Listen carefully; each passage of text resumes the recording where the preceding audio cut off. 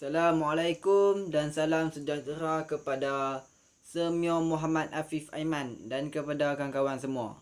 Saya Muhammad Haris bin Abdul Ghani, nombor metrik 265658, membentangkan topik 8 yang bertajuk ketidakseimbangan pembangunan wilayah di Malaysia. Semoga dengan pembentangan ini, kamu semua dapat memahami dengan lebih lanjut mengenai topik ini. Terima kasih. Pengenalan. Ketidakseimbangan pembangunan wilayah merupakan fenomena biasa yang wujud di semua peringkat, sama ada di negara membangun ataupun di negara maju. Ketidakseimbangan pembangunan wilayah merupakan perkara utama kerajaan dalam menangani untuk mewujudkan kemakmuran bersama dalam kalangan rakyat. Kedah, Kelantan, Sabah dan Sarawak jauh ketinggalan berbanding dengan Selangor, Johor dan Pulau Pinang dalam pembangunan. Terima kasih. Faktor-faktor ketidakseimbangan pembangunan wilayah. Pertama, ekonomi. Ekonomi yang berlaku di setiap kawasan adalah berbeza antara satu sama lain.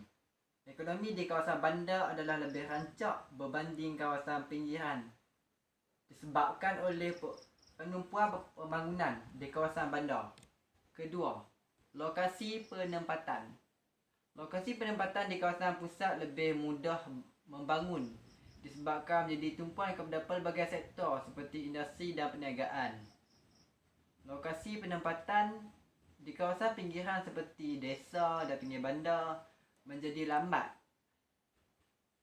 menerima pembangunan disebabkan kegiatan ekonomi di kawasan tersebut perlahan dan kecil. Pembangunan yang perlahan dan kecil ini menyebabkan kawasan pinggiran sukar menyaingi kawasan pusat. Terima kasih. Ketiga, penghijrahan penduduk antara wilayah.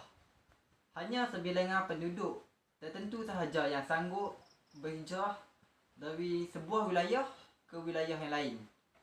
Ini disebabkan oleh faktor-faktor seperti sumber kewangan yang sedikit, serta perasaan takut dan tidak yakin untuk menghadapi suasana baru yang lebih mencabar. Terima kasih. Keempat, penghijrahan modal antara wilayah.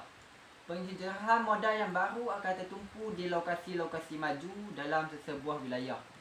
Kelima, dasar kerajaan.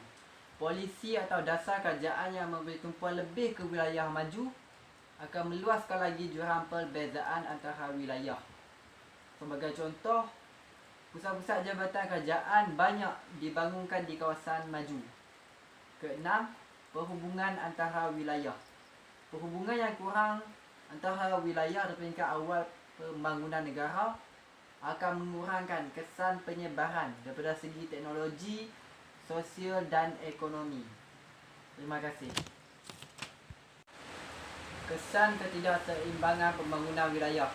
Pertama, ketidakseimbangan pembangunan wilayah menyebabkan hubungan yang lemah antara wilayah yang menghalang kesan penyebaran teknologi dan perubahan sosial.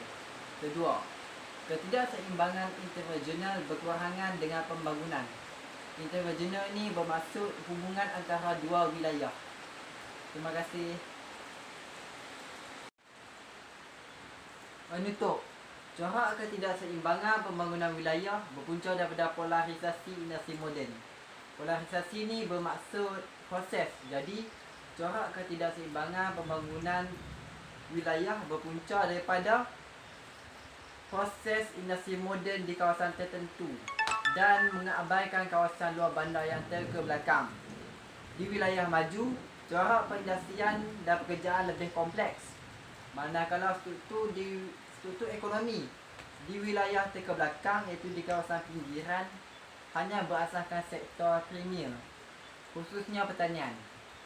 Penumpuan kepada kawasan tertentu sahaja khasnya pantai barat dan bandar-bandar memundurkan kawasan seperti di Kedah, Terengganu, Kelantan dan Sarawak. Terima kasih.